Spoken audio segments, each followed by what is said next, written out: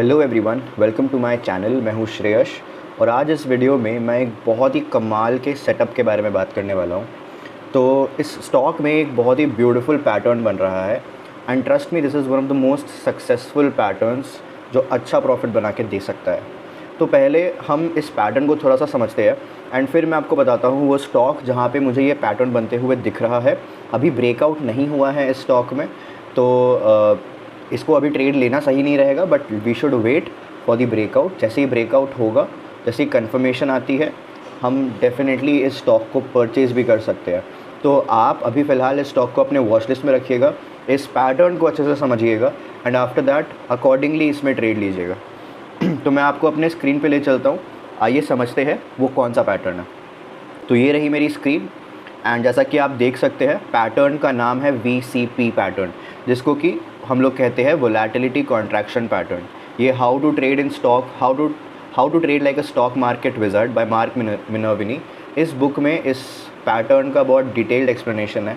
ये mark Minervini का ही एक रिकॉग्नाइज्ड पैटर्न है, उन्होंने ही रिकॉग्नाइज़ किया था इसको। तो आइए समझते हैं इस पैटर्न को, इस पैटर्न में क्या हो रहा है। तो अगर आप देख पा रहे हैं यहाँ पे वोलेटिलिटी कॉन्ट्रैक्ट हो रही है, यानी कि वोलेटिलिटी क्या होता है? Upward and downward movement of a stock कितना अप एंड डाउन जा रहा है। तो एक सर्टेन लेवल तक स्टॉक अप जाता है एंड उसके बाद उस लेवल से वो रिट्रेस करके नीचे आके एक यू बनाता है। फिर सेम लेवल से वो वापस नीचे जाता है, बट जितना लेवल का फॉल हुआ था प्रीवियस वाले यू शेप में, उससे कम होता है इन द सेकेंड फेज़। तो उससे कम फॉल हुई, उसके बाद वापस उसी जोन से, उसी रेसिस्टेंस जोन से वापस फॉल होता है, बट इस बार जो वोलेटिलिटी है, इस बार जो फॉल है वो थोड़ा और कम होता है एंड सो ऑन, ये चीज़ रिपीट होता है। तो कुछ इस तरीके का आपका पैटर्न दिखता है, एक बड़ा fall followed by a smaller fall followed by a much smaller fall. अब जितने ज़्यादा वीज़ बनते हैं, आप अलग अलग फ़ोटोज़ भी देख सकते हैं, जितने ज़्यादा छोटे छोटे वीज़ बनते हैं उतना ही स्ट्रॉन्ग वो पैटर्न बनते जाता है। ठीक है, मैं आपको और भी फ़ोटोज़ दिखा देता हूँ। फॉर एग्जांपल ये भी है, ये एक रेसिस्टेंस है, पहला कॉन्ट्रैक्शन बड़ा, फिर दूसरा कॉन्ट्रैक्शन छोटा, फिर तीसरा कॉन्ट्रैक्शन उससे ज़्यादा छोटा एंड फाइनली जब ब्रेकआउट लेवल पे वो ब्रेक करता है, यानी कि रेसिस्टेंस लाइन जो उसकी थी वहाँ पे जब ब्रेकआउट आती है, तो ऊपर जाने के बाद अगर रिट्रेसमेंट आई तो well and good, but retracement अगर उसी लाइन से वापस बाउंस बैक करती है तो ये एक बहुत ही अच्छा इंडिकेशन होता है। तो यहाँ पे हमें एक छोटा सा पोजीशन बनाना चाहिए and after the confirmation, after the small retracement, आपको और पोजीशन उसमें ऐड करना चाहिए। तो ये एक बहुत ही कमाल का पैटर्न है, इसको आप अपने साइड से थोड़ा और एक्सप्लोर करिएगा, इसके अराउंड थोड़े और वीडियोस या बुक्स पढ़ने की कोशिश करिएगा। ये एक बहुत ही कमाल का पैटर्न है। आइए अब समझते हैं वो कौन सा स्टॉक है जिसमें ये पैटर्न मुझे दिख रहा है। So the stock is Pearl Global Industries Limited. अब अगर आप यहाँ पे देखेंगे, मैं इसको वीकली चार्ट पे ले आता हूँ ताकि आपको समझ आए और क्लीन समझ आए। इसको मैं फॉर द टाइम बिंग हटाता हूँ। तो ये मेरा स्टॉक है। अब मैं ज़रा इसको भी हटा देता हूँ ताकि आप लोगों को अच्छे से दिखाई दे। ये मेरा स्टॉक है। स्टॉक काफ़ी टाइम से एक अपवर्ड मूवमेंट में था। I will show you. Stock काफ़ी टाइम से एक अपवर्ड मूवमेंट में था एंड फाइनली कौन सा लेवल है? 1697, यानी कि करीब 1700 के लेवल के बाद इट स्टार्टेड मूविंग डाउनवर्ड्स। अब नीचे गिरने के बाद इसने बाउंस बैक किया, करीब उसी लेवल तक वापस बाउंस बैक किया एंड उस लेवल से वापस फॉल आया।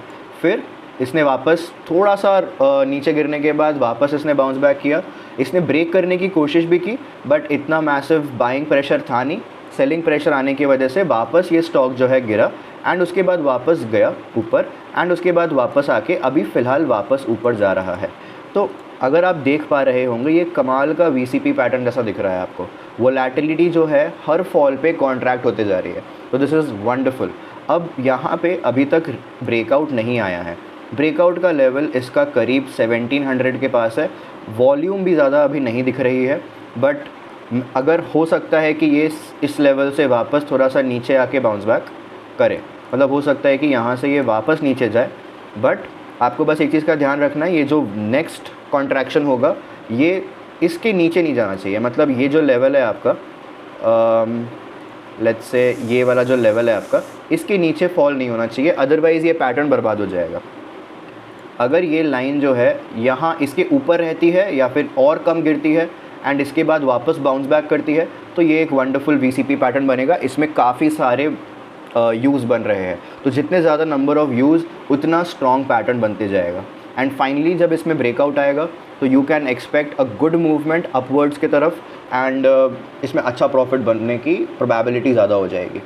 तो अब is it backed by fundamentals also, तो वो भी देख लेते हैं। ये स्टॉक जो है टेक्निकली तो बहुत सुपर्ब लग रहा है, काफ़ी टाइम से अपवर्ड ट्रेंड में था, फिर अभी अच्छा खासा कंसोलिडेशन भी हुआ है। ये कंसोलिडेशन स्टार्ट हुआ फ्रॉम जनवरी 2025, यानी 1 साल से ज़्यादा हो चुका है इसको कंसोलिडेट करके इसी लेवल के अराउंड।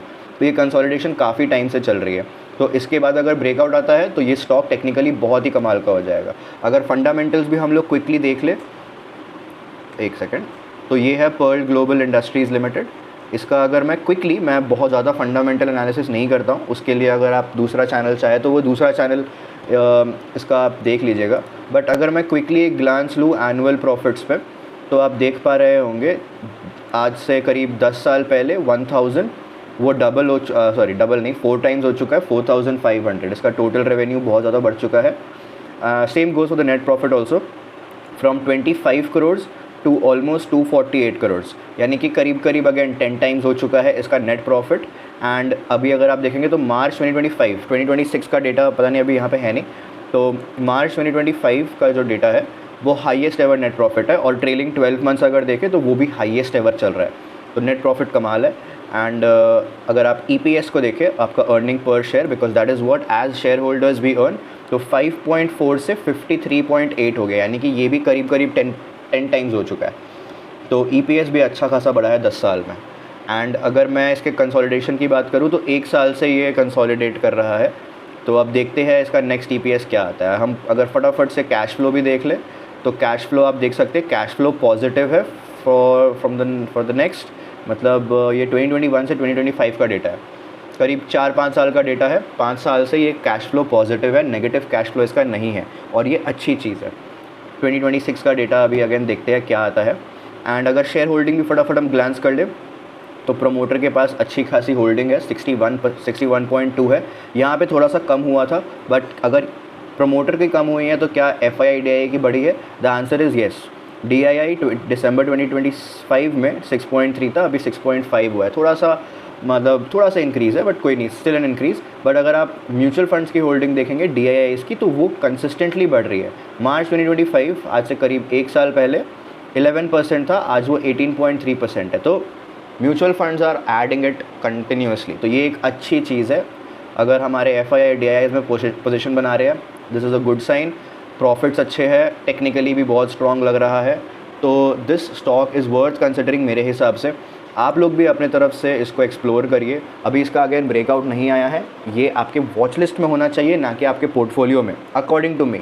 आप चाहे तो आप अपने सिस्टम और अपने स्ट्रैटेजीज़ के हिसाब से ट्रेड कर सकते हैं, बट मेरा सिस्टम ये कहता है कि ब्रेकआउट आने दो, भले ही लाइफ टाइम हाई है, बट हम मोमेंटम पे ट्रेड कर रहे हैं, तो ब्रेकआउट आने दो, and then we will trade in this stock. Again ये कोई बाय एंड सेल रिकमेंडेशन नहीं है, but a stock suggestion for your watch list है। तो आप इसको अपने तरफ से अच्छे से थॉरली एनालाइज कर लीजिए, and after that only take your final decision. So that's it for this video. I hope आप लोगों को ये स्टॉक और ये पैटर्न और ये नॉलेज अच्छी लगी हो। अगर आपको ऐसे और भी वीडियोस चाहिए तो do subscribe to my channel. I will see you all in the next video, and happy trading.